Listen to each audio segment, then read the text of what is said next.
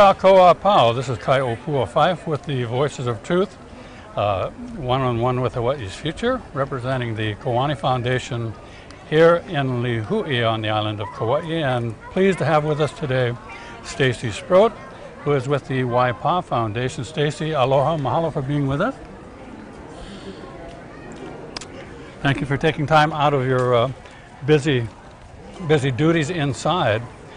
We expected to perhaps see you on out at Waipa in the country, but this worked out pretty well. I think you're tied up all weekend here, huh? I am. Mahalo for having me. How are you participating here at this exposition, and how is Waipa particularly appropriate for being here? Okay, great question. So we are an exhibitor at today's, it's the Kauai Health and Wellness Expo. Mm-hmm. And this is our first year as an exhibitor here. And we fit in, our theme for fitting in is eating healthy, eating local, connecting with the Aina, and finding health through those things. Mm-hmm. Because we believe that a healthy environment equals a healthy community. Mm-hmm. And also that eating produce from here is much healthier for you and is very important. And so those are some of the messages that we brought here today. Mm-hmm. And it was perfect because it was kind of a unique message within the Health and Wellness Expo. And so they were excited to have us. And so you fit right into what you've already been doing for years. Yes. Essentially, huh? Exactly. Well, and the other thing about one of the other reasons that motivated us to come here today is because, as you know, at Waipa, we've been gardening for years, right, teaching kids to eat local, mm-hmm, getting outside, connecting with the land, taking care of the land, doing environmental restoration, right, all of those things. And one thing we've been dreaming about the whole time is building a community kitchen so that we can make poi, create products, mm-hmm, process the food that we grow on the land, teach the kids, mm-hmm, and we've been talking about it, dreaming about it, planning it for years and years, and we're finally, we can potentially go to construction in July. And so we on the kitchen on you're the talking kitchen, about. yeah. And so we're in the tail end of our fundraising campaign. It's our overall cost at the moment is $1.7 million, and we've already raised over $1 million. And so we're in the last big push in the 6 months, mm-hmm, and so we're getting the word out there as well that to come and help and donate to us, support our campaign, and in turn our kitchen will support farmers, more local food for the community, right, and more opportunity, basically. How are you funding this? I guess from just about as many different sources as you can think of, huh? Exactly. I mean, we already have support from grants from OHA. We have federal grants. We applied to the state legislature, but we already also have private donations, mm-hmm, of between $25 and $100,000. Wow. And so we have, and grants from other foundations as well, like the Cook Foundation. Mm-hmm. We have been generating support and donations for this since 2009. And at the same time, been in permitting and all of the other things we had to do. And so, you know, you kind of save up our last fundraising push for when we finally know it's actually going to get built, because it's been in building permitting for 3 years now. Right. So we need to really know that it's going to happen, and we're in the last 6 months. And so we're, so for this last $700,000, we're targeting grants and donations, small and large. Probably personal donations. Huh? Yeah, and also we're really excited because we want everybody to be able to support this campaign, and so we are going to run some $10 campaigns, mm-hmm, which we're particularly excited about because almost anybody can donate $10, and we're going to target 1,000 people donating $10 a person in 10 days, mm-hmm, and we'll raise $10,000 in 10 days. And with Waipa's work, you know, 6,000 people come through Waipa a year, and everybody has an email list. And so we feel like we have a huge network of people to push the word out through, and so we're really excited with challenging ourselves to see if we can get those donations in 10 days. Well, Waipaw has been working for years with educational projects. You have students come in who actually learn, I guess, to farm and garden and how to take care of the product and so forth and process it. And so those are all potential donors, or perhaps their parents or their families, if they know about it. Or we can spread the word. There are actually 2 buildings that are set right next to each other. One is going to be a commercial kitchen, actually separated in 2, in one building, commercial kitchen and a dedicated poi making space. And then the other building is going to be an open air outdoor meeting gathering space, but a hale imu with a concrete imu in the middle, so that we can imu there and we can also meet and eat there, because you know how much eating together we love to do at Waipaw, and nobody wants to sit down in the stainless steel kitchen and eat. We want to hang out outside and eat. So that's what that's going to be for. And the kitchen, we think it will really give so much to our community, because the kitchen and poi mill will be used by us, but we will be renting them to food entrepreneurs. Exactly. For processing foods, to caterers, whoever, to other kalo farmers that might want to process and private label their own poi. So it's a really exciting opportunity. It's going to have all small-scale, dedicated poi making equipment, because we make poi out at Waipaw. So we're going to use that. But we also want to make it available to other farmers. I mean, it would be so amazing if farmers could have their own brands of poi, if they wanted to do that. You know, some farmers just want to farm, but others might want to try the opportunity to create their own privately. Well, I know for years you were growing taro and processing it and providing the poi to the kupuna on the northeast side, essentially, of Kauai. And so you're still doing that, or? We still do that every Thursday. We have a list of people that receive poi every week, and we have a group of volunteers and family members that makes the poi together on Thursday, and then we distribute out to a list of people from Ha'ana to Waimea every Thursday. I think your dad does deliveries, He does. On the west side. He does. In conjunction because he plays with music down there at Waimea Plantation Cottages every Thursday night. So it's part of his route. He's the poi delivery guy, and then he goes to play music. So you've gone beyond meeting the kupuna's needs, and is that going to be a commercial aspect and income producing? I guess it is.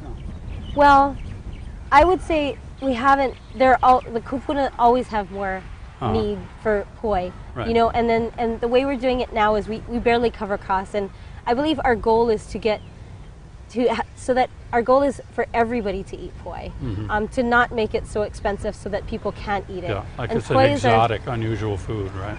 Yeah, and poi is our staple food, and so you should be able to eat it as a staple food, but at the price that it is now, people can't. And so our goal, so that's what we do now. We barely break even and get the poi out as affordably as possible. In the future, there will be opportunity, because it's barely a break-even project. So there will be opportunity to reach different markets. But I think we're trying to think a little bit more creatively, because we never want to mark our poi up to make money off of. It's just not our thing. And because we have seen already, and I think that was the initial vision of creating Poi Day, that we call it on Thursday, is that if the kupuna can't eat poi because they can't afford it, and a lot of them watch their grandchildren, then the keiki don't learn to eat poi. They don't have the taste for it. And so when they grew up, and they already come on field trips to Waipaw, and they go, ew, I don't eat that. And so when you have generations of Hawaiians in the future growing up that do not eat poi, is that, it kind of doesn't make sense. And so we feel like it's preserving a cultural tradition, basically, keeping poi accessible so people eat it as a staple food. They have the ono for it, and they teach their children and grandchildren to eat it. Because if we don't teach the kids, then they won't know. They won't like it. Well, and the growing, I mean, it's all part of a kind of a traditional, cultural lifestyle, but it's hard work, It's a lot of hard work. Kalo farming is. It is. I mean, and really most farming, all farming is really hard work. But it's also good work, and that's one of the ideas we're promoting today, is connecting with the land, getting outside as a way of being healthy, connecting with the food, because the food that's grown, when you eat that, you get the mana that's put into that food as well. That's what our people believe. And so the less miles that it travels, if it's from California or Peru or Argentina or wherever it comes from. And you have no idea sort of what went into that, especially if people are struggling that produce that food. Right. But if you grow it in your backyard, or you have a lo'i that you go volunteer at and you help grow it, and that's really good feeling, you're getting out there, being healthy, enjoying it, appreciating it, you know, just breathing in the fresh air and getting the sunshine, but you're also getting the good mana from that food that was grown with everybody being happy and loving. That's our true nature, is being of the outdoors and, you know, connecting with the land and taking care of the land, living off of it, and it taking care of us. That is what keeps me sane, is actually getting out there in the lo'i and helping grow the kale and the lettuce, and that is a balance for me too. And I think it's our true human nature, and that's what would help people find a little more sanity in their life, is to get out there. I saw the kale inside. It's beautiful. You know, that's become one of my favorite vegetables, and it's something that is really, I think, greatly increased in popularity, you know, recently. And there are simple ways to fix it. I mean, it doesn't even have to be cooked. I thought you had to boil kale until, you know, forever and ever. But I've been finding just raw, you know, a little olive oil and some spices in there. It's great. It's great. Great stuff. Tastes great, and it's so good for you too. Because nothing's easy to grow. Right. But it's a lot easier than other more finicky crops like lettuce. Yeah. It's a perennial crop, and so that's tough. the great thing, is I think it's a tough. it grows, it's good for you, it's ono. Why not? Well, you mentioned that your duties have a lot to do with paperwork, I guess grant writing, administrative type things, and that you've been with this project for how much, 17 years, you say? About 17 years? So you went away for a while for school and came home at an early age, as opposed to some people going away and coming back at, you know, real late in life. So you had the commitment, I guess, through your family to come back and to do what you've been doing. And your family is active in this. To some extent, I guess, if you wanted to go in that direction, in addition to being educational for local children, you know, I think there could be kind of a ecotourism aspect too. Yeah.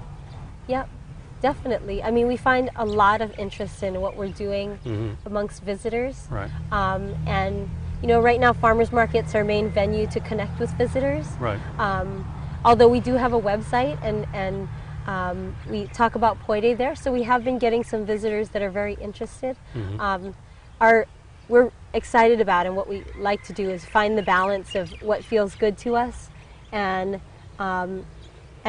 getting visitors that are truly interested in the experience. Because, and that's what it says on our website, is we're not a photo op. Right. But if you're really interested, and you're really interested in getting your hands in there and learning what we're doing and learning about our culture, then we are the place for you. So finding a way to put the word out and advertise that, and create things and information that allow us to balance that. That's what it seems like. We've been working a long time on that, and we're constantly learning and working and developing that more. And I think we'll be moving more in that direction in the near future.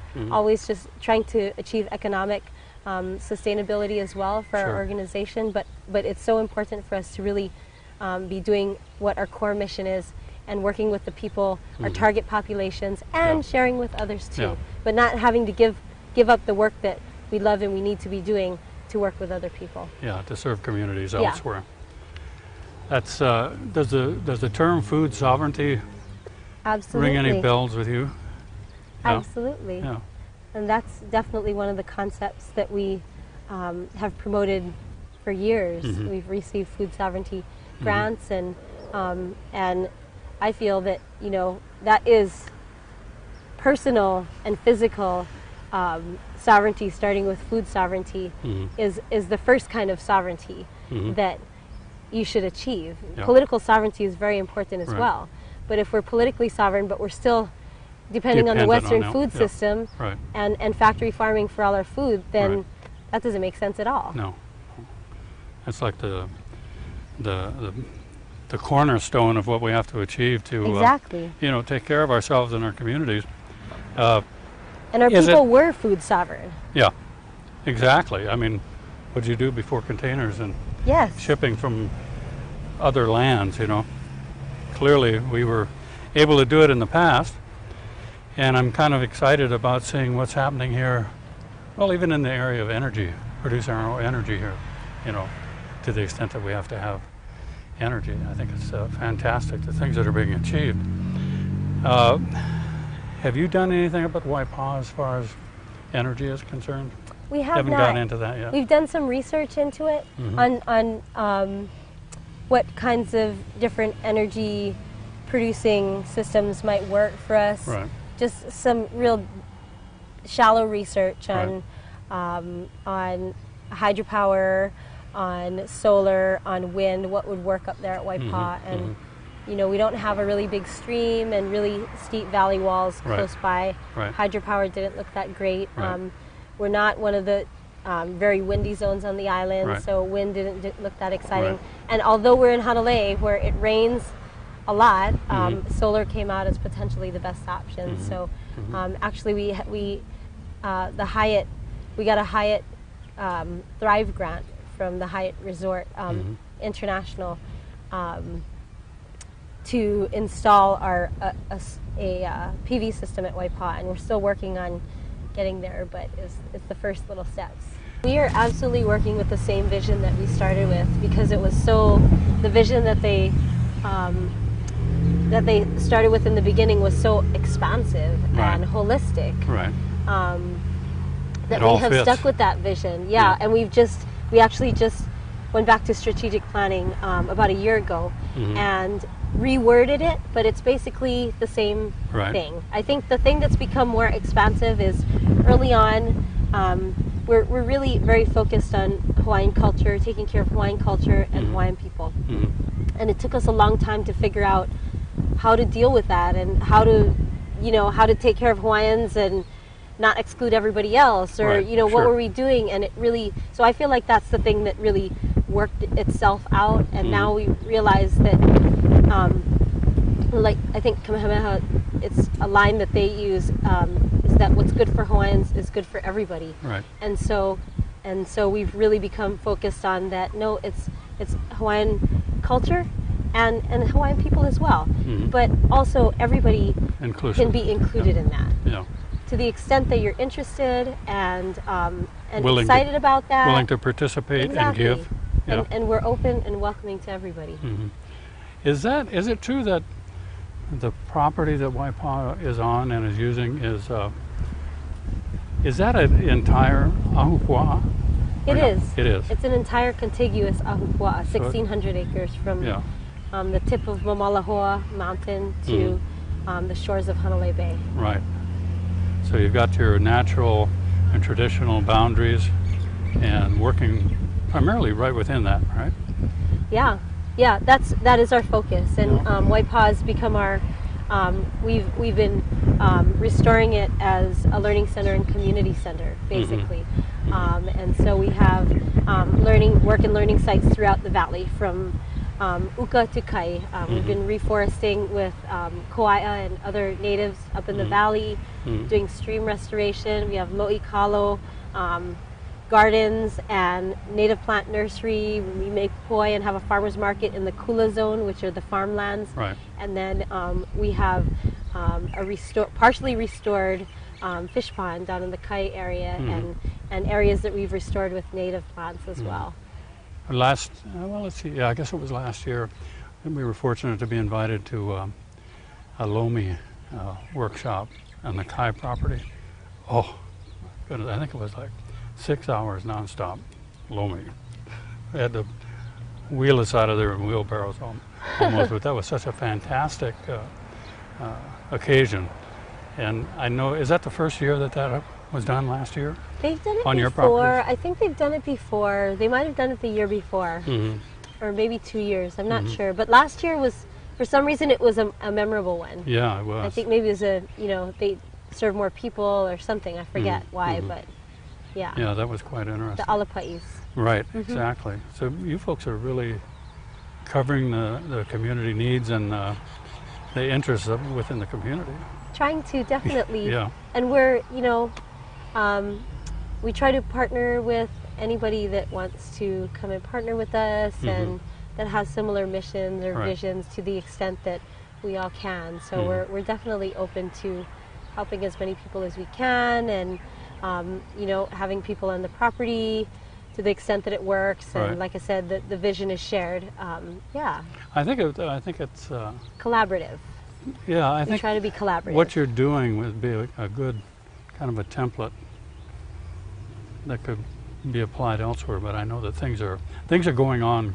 Good things are going on elsewhere too, and a lot of times it has to be what motivates the individuals involved, the communities involved, and they have. But I always start thinking of ways you could be more efficient at doing things and so forth.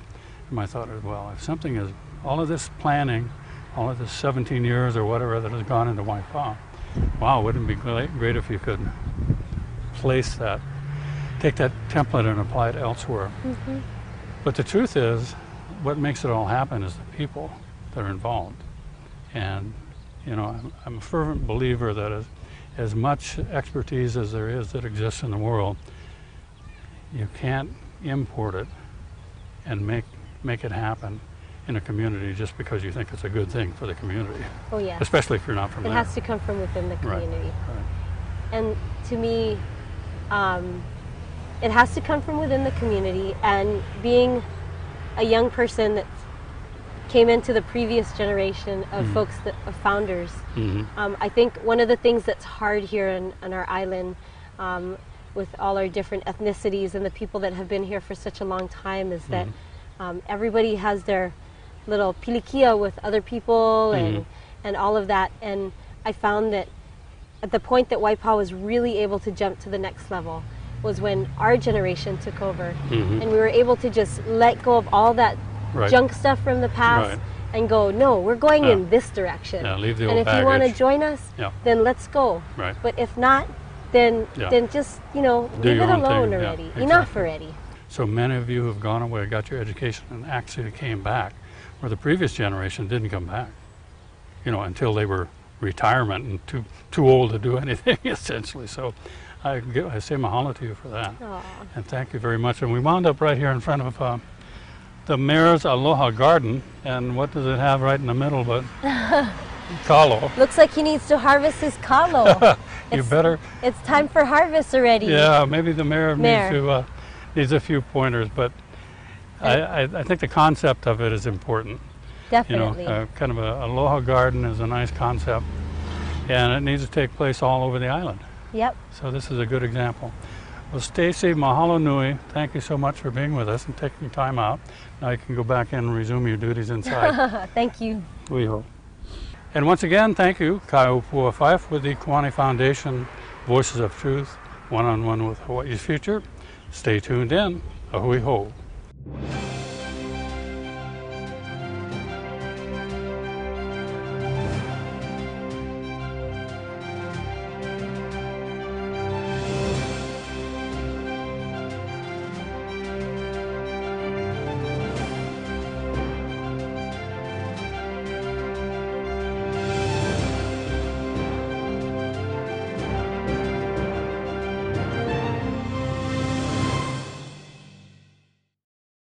Mahalo for watching Voices of Truth one-on-one with Hawaii's future.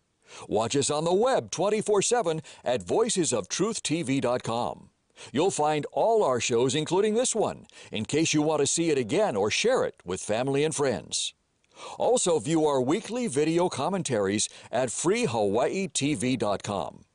And check out our blog, published daily, at freehawaii.info. It's all part of the Free Hawaii Broadcasting Network.